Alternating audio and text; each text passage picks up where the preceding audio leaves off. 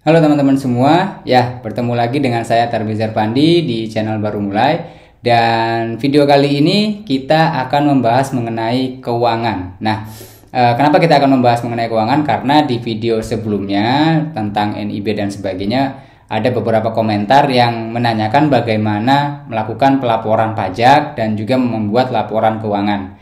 Nah, tapi sebelum kita bahas tentang laporan keuangan dan juga membuat pajak, tentu kita perlu membahas dasar-dasar dalam istilah keuangan. Nah, bagi teman-teman yang mau tahu dasar-dasar apa saja sih ketika nanti kita membahas tentang uang, keuangan ya tentunya ya, dan laporan keuangan, kita bisa nyambung. Dan ketika kita bahas dengan petugas pajak, bahas dengan mungkin ya petugas bank atau mungkin dengan orang lain maupun investor, kita juga punya istilah yang sering kita ketahui tentang keuangan. Nah, apa saja itu? Di sini ada buku. Nah, ini juga saya sering baca-baca ya. Ini kalau kita bilang keuangan, tentunya pasti teman-teman ada hubungan dengan akuntansi gitu ya. Tapi tentunya teman-teman nggak usah terlalu tinggi lah gitu ya belajar untuk sampai ilmu akuntansi dan sebagainya.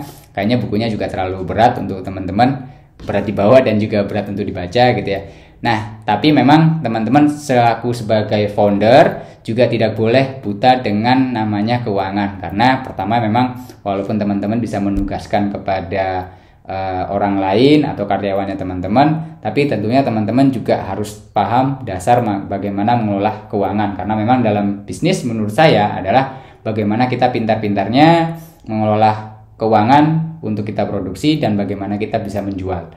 Tentu itu adalah poin utamanya dari sebuah bisnis. Nah, untuk apa kita belajar keuangan kalau kita punya karyawan gitu ya? Nah, pertama memang menurut saya agar mungkin teman-teman tidak ditipu, atau kedua dalam perusahaan teman-teman adalah pimpinannya di mana membuat keputusan.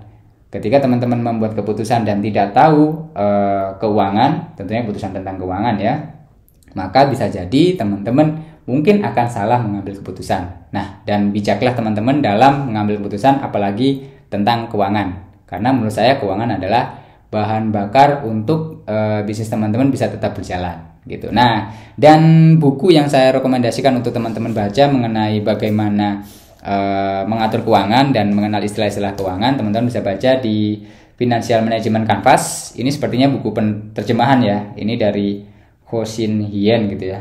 Penerbitnya Alex Media Kopetindo. Covernya kayak gini.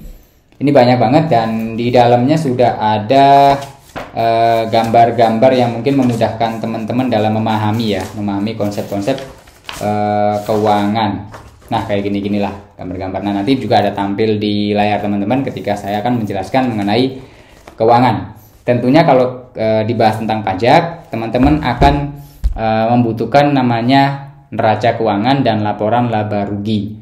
Nah, cukup dua itu saja sebenarnya, karena kemarin saya juga datang ke kantor pajak sih, mereka minta dua itu untuk laporan SPT tahunan dan bulanan gitu ya. Nah, sebelum kita masuk ke dalam neraca dan laporan laba rugi, tentunya kita akan membahas mengenai istilah-istilah dalam keuangan. Yang pertama adalah omset. Nah, kalau teman-teman belum tahu apa itu omset, omset adalah pendapatan kotor, kalau bisa bilang ya, pendapatan kotor atau seluruh pendapatan yang diterima oleh perusahaannya teman-teman. Jadi belum dikurangin yang lain-lainnya. Misalkan teman-teman jual gorengan dengan harga 5.000 gitu ya. Berarti omsetnya adalah 5.000. Dan kalau dalam satu hari terjual 10 gorengan, berarti omset per harinya teman-teman adalah 5.000 dikali 10, maka ketemu omsetnya adalah 50.000 gitu ya, omset pendapatan kotor. Nah, setelah teman-teman tahu omset, akan teman-teman perlu paham yang namanya adalah margin. Nah, margin atau kalau kita bilang adalah laba kotor gitu ya. Ini belum bersihnya nih. Kenapa kok masih bilang laba kotor atau margin? Jadi teman-teman kalau jual gorengan, tentunya teman-teman akan tahu harga jualnya berapa dan harga pembelian barangnya berapa. Jadi misalkan ya, harga gorengan itu saya anggap aja 5.000 tadi, dan harga bahan bakunya per gorengannya adalah misalkan 2.500 gitu. Nah, berarti marginnya teman-teman adalah 5.000 dikurangi 2.500. Nah, seperti gambar ini gitu ya. 5.000 dikurangi 2.200 berarti otomatis marginnya teman-teman adalah 2.500. Nah, di sini baru kita bisa menghitung namanya profit. Jadi tadi karena kita bilang margin itu yang belum dikurangi oleh biaya yang tidak langsung ya, kayak listrik, lalu biaya karyawannya dan sebagainya, itu masuk ke dalam margin yang belum dikurangi itu tadi. Jadi teman-teman perlu tahu tadi pertama adalah omset, kedua adalah margin, dan ketiga mungkin yang kita tahu adalah profit tadi ya. Profit setelah dikurangi oleh biaya-biaya lainnya. Nah, makanya kalau menghitung profit mungkin lebih enaknya kita bilangnya profit bulanan gitu ya. Karena kalau misalkan teman-teman menggaji, pengeluaran tuh biasanya kan menggaji karyawan kan 1 bulan sekali, bayar listrik juga 1 bulan. Oh ya tergantung ya kalau meteran gitu ya. Mungkin kalau bayar air ya, bayar air 1 bulan sekali, bayar iuran lokasi tempat penjualan juga sebulan sekali. Nah, setelah dikurangi itu semua, jadi udah dapat dari margin, dapat dari laba kotornya, lalu dikurangi oleh anggap aja fixed cost-nya, atau ya dapat istilah baru lagi nih. Nah, atau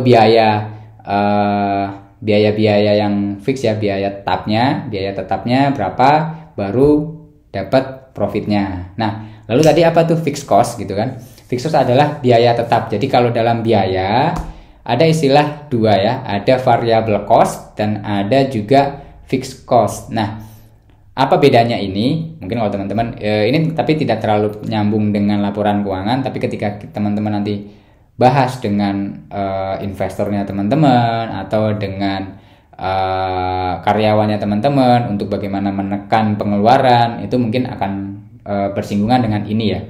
Karena fixed cost dan variable cost ini bisa kita atur untuk bagaimana meningkatkan profitnya teman-teman. Nah, fixed cost ini adalah biaya tetap. Ini cuma istilah aja pakai bahasa Inggris gitu ya. Biaya tetap seperti ya biaya karyawan yang harus dikeluarkan tiap bulan dan besarannya adalah sama. Nah, kayak biaya yang sama tentunya ya kayak karyawan gitu ya. Karena kalau bulan itu satu, karyawannya bulan depan juga satu, biayanya juga tetap sama gitu ya. Terus mungkin juga biaya fixed cost ini seperti biaya iuran kebersihan lingkungan misalkan gitu ya, dan tiap bulan yang harus dikeluarkan 100.000. Terus mungkin berlangganan internet dalam perusahaannya teman-teman, itu adalah fixed cost. Nah, di sini perlu dibedah memang ya, fixed cost-nya itu kalau semakin besar berarti ya hitung-hitung aja pengeluaran teman-teman tiap bulan pasti akan selalu besar kayak gitu. Karena internet misalkan contohnya dipakai banyak pun tetap bayarnya segitu, dipakai sedikit pun tetap bayarnya segitu.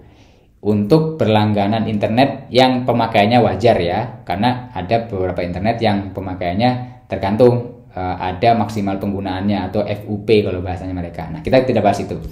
Lalu yang kedua adalah yang tadi kan fixed cost ya, itu yang keempat gitu ya. Yang kelima adalah variable cost. Nah, variable cost ini adalah biaya variabel atau biaya yang dia bisa naik turun berdasarkan variabelnya. Misalkan kalau teman-teman menjual gorengan, misalkan gitu ya, menjual gorengan dan gorengannya itu masaknya pakai listrik, mungkin yang paling gampang pakai listrik ya. Untuk hitung-hitungan ya, mungkin kalau pasti pakai gas ya. Ya, atau kita coba pakai gas nanti ya simulasinya. Nah, teman-teman jual gorengan tapi masaknya pakai listrik. Nah, semakin banyak produknya teman-teman yang terjual atau yang laku, maka semakin banyak teman-teman menggoreng gorengan. Nah, ketika teman-teman semakin banyak menggoreng gorengan, maka semakin banyak juga listrik yang digunakan untuk menggoreng, karena untuk menggorengnya pakai listrik nih, atau kita ganti pakai gas misalkan. Maka semakin banyak gas yang dikeluarkan untuk menggoreng. Maka teman-teman dalam 1 bulan ketika banyak penjualan juga gasnya semakin banyak yang habis. Kalau semakin sedikit penjualan juga semakin sedikit gasnya yang habis. Itu adalah variable cost, yang mana ini akan mengikuti dari jumlah produk yang terjual. Salah satu contoh lagi, mungkin kalau teman-teman menjual gorengan itu ada kreseknya atau plastik bagnya misalkan gitu ya, atau paper bagnya untuk membawa gorengan. Jadi semakin banyak pembeli, maka semakin banyak paper bag yang harus dibeli untuk diberikan kepada mereka. Itu adalah variable cost. Nah, bagaimana untuk kita efisiensikan biaya-biaya tadi, mungkin akan ada sesi video yang lain. Yang penting teman-teman sudah tahu istilah-istilah itu, dan dengan teman-teman mengetahui ini mungkin akan lebih mudah berkomunikasi dengan tim akuntan teman-teman ataupun dengan investor, menjelaskan mengenai berapa omset teman-teman, berapa margin yang diperoleh, berapa profit, dan apa saja fixed cost-nya teman-teman, dan juga apa saja variable cost-nya teman-teman. Nah, kalau teman-teman ada yang ingin ditanyakan tentang keuangan, mungkin teman-teman bisa komen di kolom komentar. Dan kalau menurut teman-teman video ini bermanfaat, teman-teman bisa subscribe. Dengan begitu teman-teman bisa mendapatkan akses untuk video-video berikutnya jauh lebih awal. Sekian, semoga bermanfaat untuk saya teman-teman. Sampai jumpa.